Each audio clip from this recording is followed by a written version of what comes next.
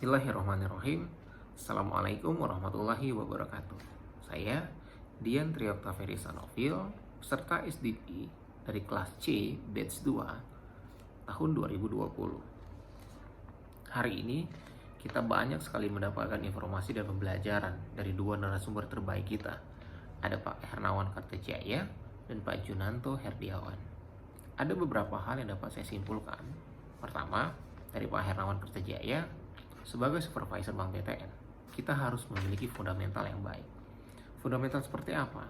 Beliau menyampaikan fundamental itu dinamakan Omni House. Ada beberapa hal dalam Omni House ini sendiri.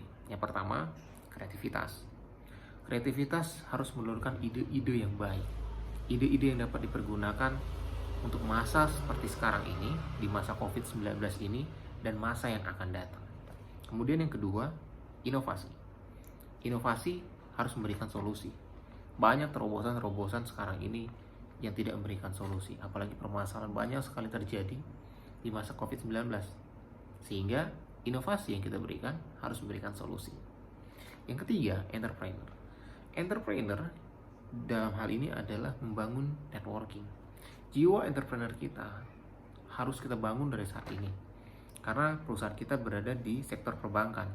Sehingga kita harus membangun networking lebih baik lagi agar perusahaan kita, Bank BTN, bisa lebih eksis ke depannya. Yang keempat, leadership. Dalam jiwa leadership, kita harus memiliki IQ, EQ, SQ yang baik, yang dapat dimaksimalkan untuk mencapai kinerja yang lebih baik lagi. Dari Pak Junanto Herdiawan, satu poin penting di masa pandemi COVID-19 seperti sekarang ini adalah komunikasi. Bagaimana komunikasi itu sangat penting. Komunikasi menjadi solusi di tengah permasalahan seperti sekarang ini. Ada beberapa hal yang perlu saya garis bawahi mengenai komunikasi. Yang pertama adalah proaktif. Jelas, kita tidak bisa berdiam diri di tengah permasalahan seperti sekarang ini. Harus lebih aktif, harus lebih proaktif. Yang kedua, transparan. Kita harus memberikan informasi yang jujur, yang terbuka, sehingga komunikasi kita tuh menjadi lebih baik lagi. Yang ketiga adalah faktual. Jelas, sebagai perusahaan yang bergerak di sektor perbankan, kita harus memberikan informasi yang aktual. Komunikasi kita pun juga harus faktual, sehingga siapapun stakeholder akan menerima komunikasi kita dengan baik. Yang keempat, continue. Komunikasi itu harus berjalan secara terus-menerus.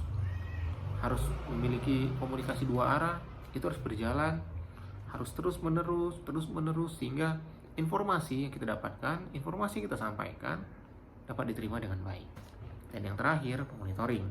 Tentu saja dalam komunikasi kita harus melakukan monitoring. Apa yang perlu kita perbaiki, apa yang harus kita kembangkan, apa yang harus kita lakukan ke depannya, sehingga komunikasi kita menjadi lebih baik. Tentu saja dua hal tadi yang disampaikan oleh narasumber terbaik kita harus kita kembangkan dari saat ini. Tentu saja sebagai supervisor Bank BTN, dua hal tadi harus kita maksimalkan. Karena kita harus ikut turut membangun Bank BTN menjadi lebih baik lagi. Baik itu di masa yang saat ini terjadi, masa pandemi COVID, dan masa yang akan datang setelah COVID-19 berakhir. Karena tantangan kita nanti ke depan bukan hanya memberikan kinerja yang lebih baik, tapi bagaimana kita turut membangun dan bertransformasi menjadi Bank BTN yang lebih baik untuk masyarakat Indonesia. Demikian, terima kasih. Wassalamualaikum warahmatullahi wabarakatuh.